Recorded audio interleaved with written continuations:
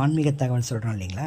இந்த ஆன்மீக தகவல் ஒரு முக்கியமான தகவல் இன்றைக்கி சொல்லலான்ட்டு. என்னென்னா, நம்ம சிவபெருமானை வேண்டி கிரிவலம் வரோம் இல்லைங்களா?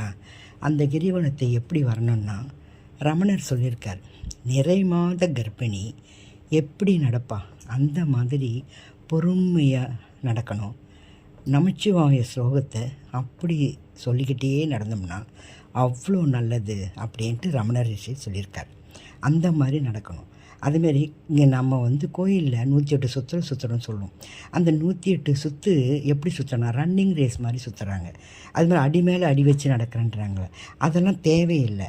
நம்ம சாதாரணமாக பொறுமையாக நடந்து நம்ம கோரிக்கைகளை பிரபஞ்சத்தை பார்த்து நம்ம சொல்லிக்கிட்டே வந்தோம்னா நிச்சயமாக அது கைகூடும். இதை எல்லாரும் மனதில் கொண்டு நல்லபடியாக செய்யுங்க. கிரிவலம்ன்றது ரொம்ப நல்லது.